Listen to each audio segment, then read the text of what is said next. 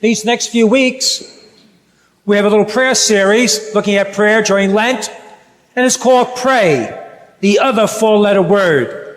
So we'd like to look at prayer, and because that's part of the deep part of our spiritual life, especially now during Lent. Well, it must have been about a week or two ago.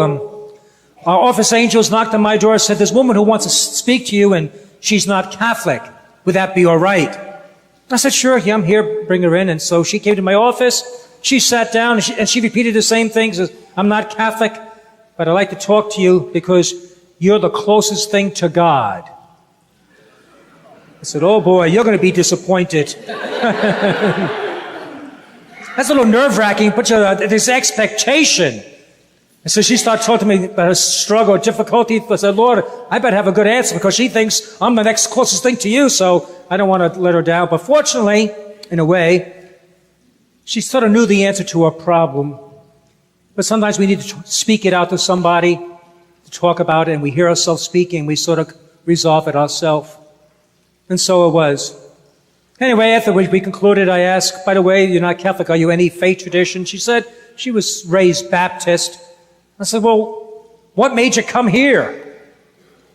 She said, as she's dealt with this struggle, this difficulty, this problem, she's told God, "Dear Lord, the first church I see, that's the one I'm supposed to go to." And so St. Peter was the first one on her path, and that's how she ended up in my office. And so she prayed. In a simple way, asking God, "Lord, lead and guide me," and that's what prayer does. But she sort of made one mistake, and quite obvious, that you're the closest thing to God. Who's close to God? Really, two behaviors bring us close to God. Caring for others, particularly the poor, and prayer. It doesn't necessarily mean you have to be ordained, have a certain title, certain role, be a priest, pastor, bishop, cardinal. It doesn't guarantee that. It doesn't matter if you're in vows, a nun, or a monk. No. These two ways, when I care for others and when I have a heart that seeks God, then that person is the closest one to God. Regardless of your role or what you do in life, this is it. That I seek God, then He'll be close to us.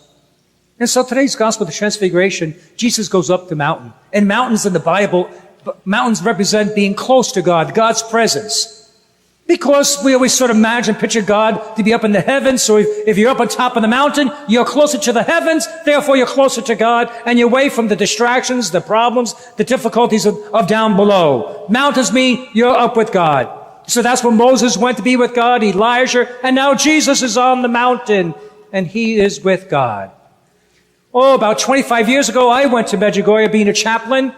Remember we had that little movie about Medjugorje, advertising it over in what was once Yugoslavia.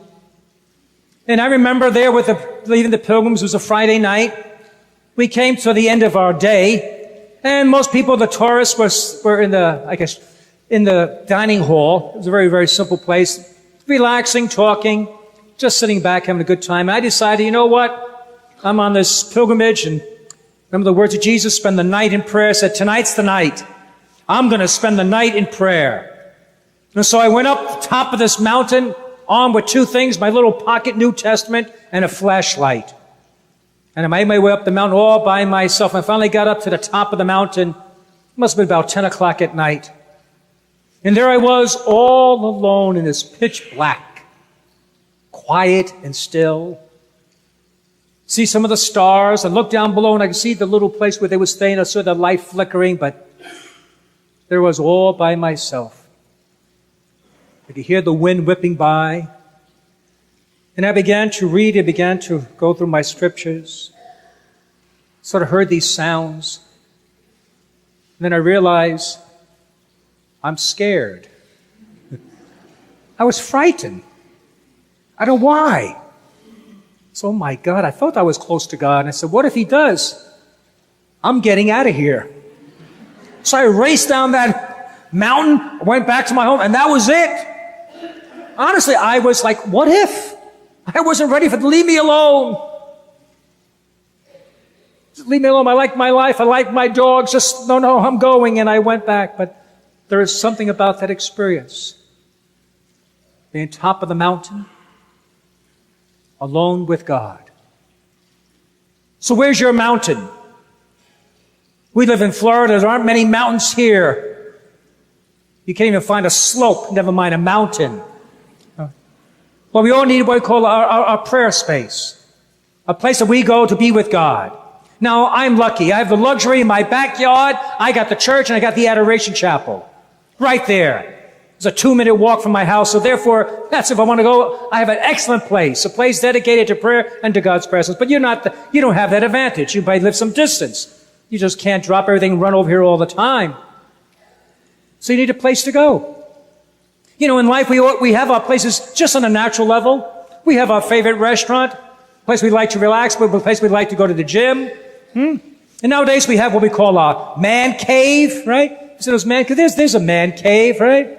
Where we watch our football game, they're all set up, we got our banners, our posters, got our TV, we got everything. This is where I watch, not to be disturbed. This is my man cave. Well, where's your prayer cave? I think in each house we should have a little spot, if you can. So this is where I come to be with God. This is where I come to pray to God. And that spot could be wherever you want. It could be a little corner, a little niche in your house. You know, we're probably not able to dedicate a whole room to that, of course. Maybe the back porch. Sometimes it could be simply the kitchen table. And sometimes we put maybe a little candle, maybe a crucifix or a picture.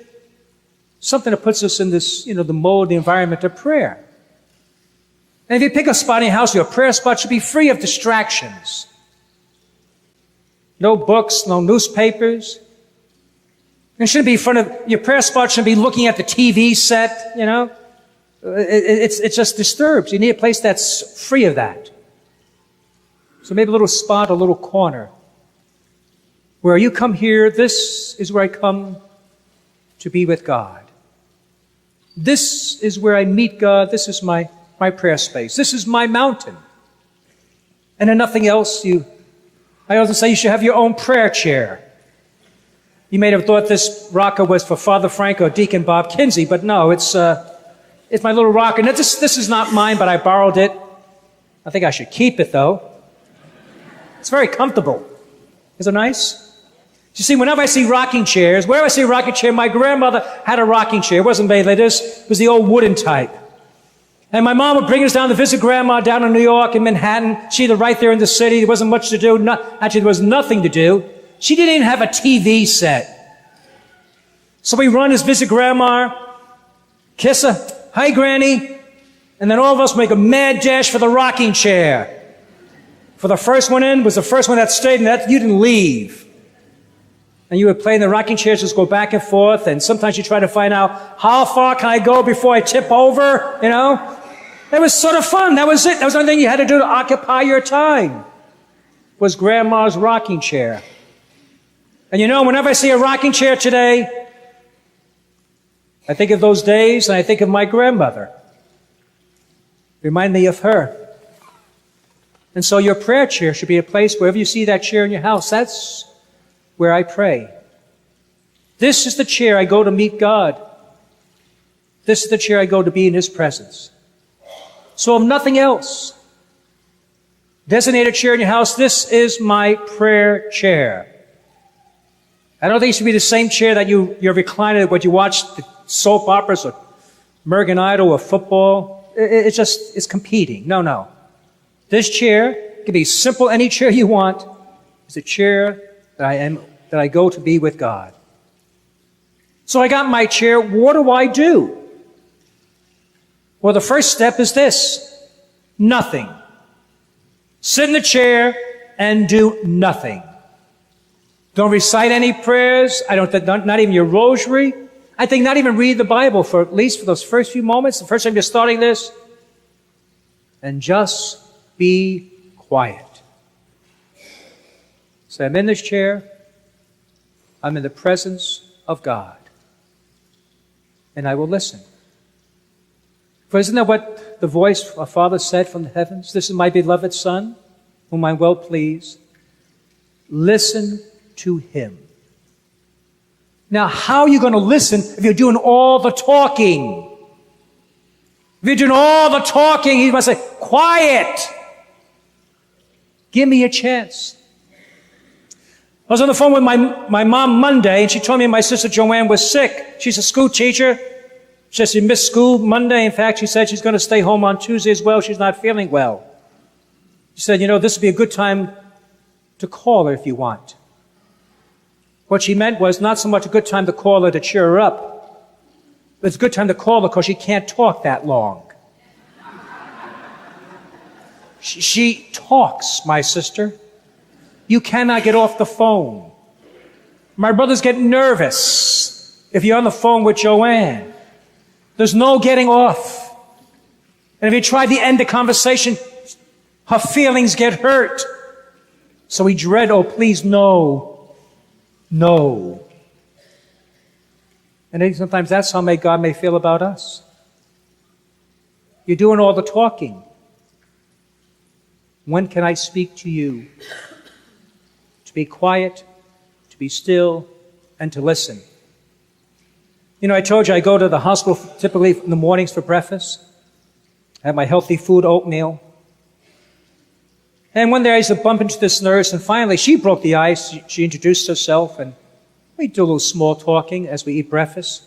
She works the night shift, 7 in the evening to 7 in the morning. That's quite taxing. And I was curious. I said, I understand you're working, keep you busy. Okay, fine, but what do you do on your day off? Because I think they work like 3 days, off 4, or something like that, so 12 hours, right? I said, well, now you get your rest, but the next day, what do? You can't go switch your body clock. You drive yourself crazy. I think you gotta stick to that rhythm. Sleep during the day and up at night. So on your day off, what do you do when everyone's sleeping, but you're wide awake? What do you do? Well, she says, no, it's no problem. She goes, no problem. I like it. I enjoy it. So what I like to do, she says, like sometimes at 2 in the morning, I go out on my back porch with my cat, and I just sit and I look up at the sky. There's no one around. There's no noise, no distractions. And I just enjoy being in the presence of God. She's quite ascetical. She told me she doesn't have a TV in the house. She says, when I'm in my car, nothing is on. She says, I need the silence. I must have looked astonished, like, wow, no TV, nothing in the car. She says, well, what do you mean? She goes, when are you quiet? When are you quiet to hear God speak to you? And I thought about that. When am I quiet? When are you quiet? So this week, your little homework assignment, if you will, for this next week is see if you can find a prayer spot in your house. A place this is where I go to meet God, and find yourself a prayer chair. Say, this chair, Lord, is when I come to be with you. And for this week, maybe for 3 or 5 minutes, that's all, just 3 or 5 minutes, nothing long, just simply say nothing, do nothing, read nothing. Just be quiet. You can find out what's going on inside of you. But most importantly, you can give God a chance to speak to you. For this is my beloved Son, whom I well please. Listen to him. I don't want to get up, but I got her. God bless. See you later.